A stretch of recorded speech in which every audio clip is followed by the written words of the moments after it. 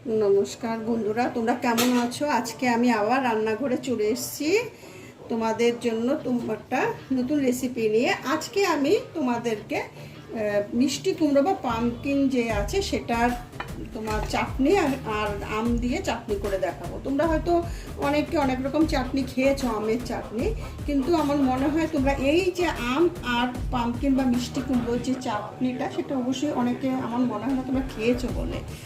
তো আজকে আমি তোমাদেরকে একটু দেখাবো এটা কীরকম করে আমি বানাচ্ছি। সেই জন্য দেখো, প্রথমে আমি এক বাটির মতো আম নিয়েছি। আমটা খুব একটা মানে পাকাও নেই কাঁচাও নেই, মিডিয়াম গোছে। আর পামকিন নিয়েছি এক, বা কুমড়ো, মিষ্টি কুমড়ো যেটাকে বলে বা কুমড়ো যেটাই বলে সেটা নিয়েছি আমি এই এক বাটির মতো, মানে সেমই প্রায় নিয়েছি। আর চিনি নিয়েছি। চিনিটা যেহেতু এটা মিষ্টি আছে তো চিনিটা খুব একটা বেশি লাগবে না, তো আমি নিলাম, পরে পরিমাণ মতো আমি দেবো। আর ফোড়নের জন্য নিয়েছি শুকনো লঙ্কা, আর নিয়েছি হচ্ছে পাঁচ ফোড়ন নিয়েছি। আর আমি এবার একটা অল্প একটুখানি মশলা দিয়ে একটা ভাজা মশলা বানাবো, সেই চাটনিটা লাস্টে দেবো। মৌরি নিয়েছি, একটু জিরে নিয়েছি, অল্প একটু রাঁধুনি মশলা নিয়েছি, আর নিয়েছি হচ্ছে একটা শুকনো লঙ্কাটা তোমরা যদি বেশি টক ঝাল মিষ্টি খেতে চাও বেশি করে দেবে। আমার যেহেতু এইখানটাতে আমি তোমার ওই পাঁচ ফোড়ন আর ওইটা যখন আমি ফোড়নে দেবো তখন সেই জন্য আমি একটুখানি কম নিয়েছি। তো চলো আগে আমি ভাজা মশলাটা একটুখানি এর মধ্যে ঢেলে দিয়ে এটাকে বেশি করে করতে হবে না। এই গরমের মধ্যে এই 1 মিনিটের মতো এটাকে একটুখানি ফ্রাই করে নিতে হবে। 1 মিনিটের থেকে বেশি করতে হবে না, তাহলে কী হবে, এটা পুড়ে গেলে গন্ধটা খারাপ হয়ে যাবে বা ভালোও লাগবে না দেখতে। জাস্ট গরম। আবার অনেকে যদি তোমাদের যদি করো তাহলে এটাকে তোমরা অনেক সময় রোদের মধ্যে একটু রেখেও একটু বেশ ভাজা হোক, মানে একটু গরম হবে, তখন সেটাকে তোমরা ভুজিয়ে নিতে পারো। তো দেখো আমার এখানে গন্ধটা বেরোনোর সাথে সাথে এটা আমার ভাজাটা হয়ে গেছে। এবার আমি এটাকে ঠান্ডা করার জন্য রেখে দেবো ভাজা মশলা। এবার আমি কড়াইয়ের মধ্যে সর্ষের তেল দেবো। সর্ষের তেলটা কিন্তু এটার মধ্যে খুব একটা বেশি, এটা কিন্তু সর্ষের তেল দিয়ে করবে, সাদা তেল দিয়ে করবে না। তেলটা কিন্তু এটার মধ্যে খুব একটা বেশি দিতে হবে না, অল্প একটুখানি করে তেল দেবে। চাটনিতে খুব একটা বেশি তেল দিলে সেই চাটনিটা খুব একটা ভালো হয় না। এবার আমি এর মধ্যে দেব শুকনো লঙ্কাটা, আর দেবো আমি পাঁচ ফোড়নটা।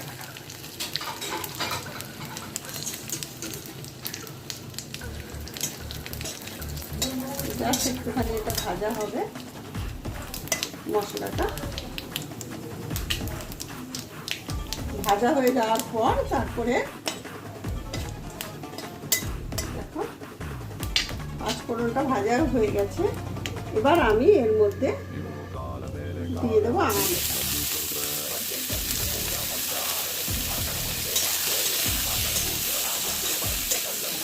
এটা তোমরা পারো মিক্সিতে একটুখানি পেস্ট করে দিলে আরও তাড়াতাড়ি হয়।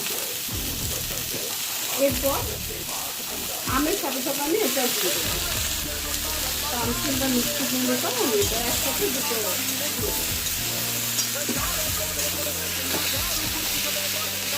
এটাকে একটুখানি হালকা করে ভাজবে। এবার আমি এটার মধ্যে হালকা ভাজা হয়ে গেছে, একটু নুন দেবো। নুন কিন্তু পরিমাণ মতো দেবে, যেটা নিজের পরিমাণ মতো দেবে। আমি 1.5 চামচের মতো দিলাম। আর দেব হলুদ নুনটা নিজেদের পরিমাণ মতো দেবে, যার যতটা লাগবে তুলে দিতে পারে। ভালো করে মিশিয়ে আঁচটাকে খুব কম করে একদম সিমে দিয়ে এটাকে আমি কিছুক্ষণ ঢেকে রাখলাম। 15-20 মিনিটের মতো ঢেকে রাখবো এটাকে, একদম আঁচটাকে কমিয়ে দেবো। দেখো আমি 15 মিনিট বাদে ফিরে এসে আমি এটাকে দেখো পুরো এটা না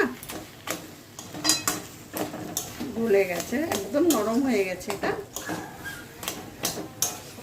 এবার আমি এর মধ্যে চিনি দেব। যেহেতু তোমার ওই মিষ্টি কুমড়ো বা ওই পামকিনটা ছিল, ওর মধ্যে তো একটু মিষ্টি ভাব ছিল, তো আমি একটু এটা মধ্যে এই 4 চামচের মতো চিনি দিয়ে দিলাম। দিয়ে এবার আমি গ্যাসটাকে একটুখানি বেশি করে বাড়িয়ে দেবো।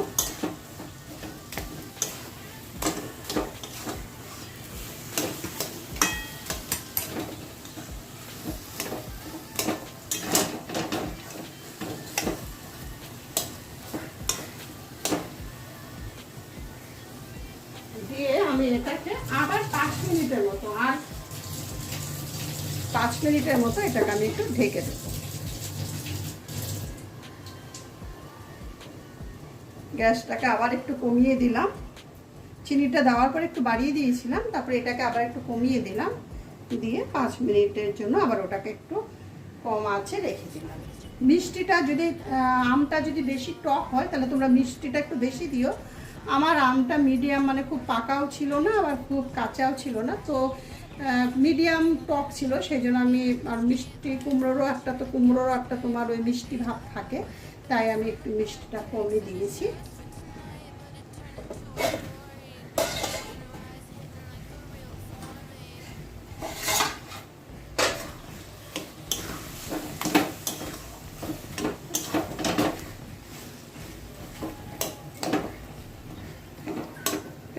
একবার 5 মিনিট রাখতে হবে, কিন্তু একটু বাদে বাদে একটুখানি নাড়া দিতে হবে, না হলে মিষ্টি যেহেতু চিনিটা দেওয়া হয়ে গেছে না, তো আবার ওটাকে আবার হয়ে যেতে পারে। আবার একটু 2 মিনিটের মতো এটাকে ঢেকে দেবো।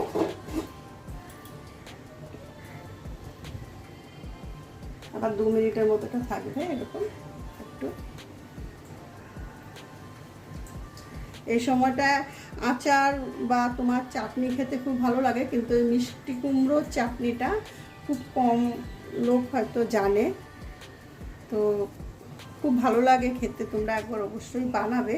এটা অনেক সময় তোমার ওই জেলির মতো পাউরুটির সঙ্গে লাগিয়েও কখনো কখনো খাওয়া যায়, ভালো লাগে, বা তোমরা রুটির সাথেও খেতে পারো।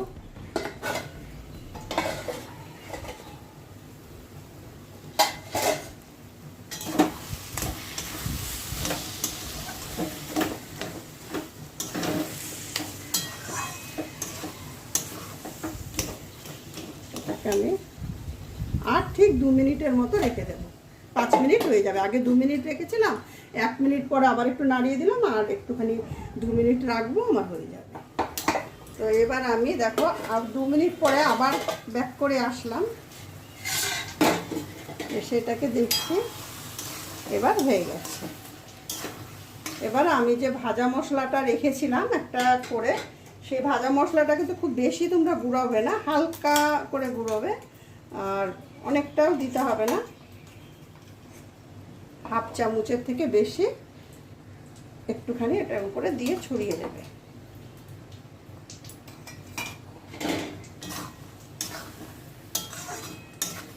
বাস এটাকে দিয়ে কিন্তু আর নামিয়ে দিতে হবে, আর কিছুই করতে হবে না।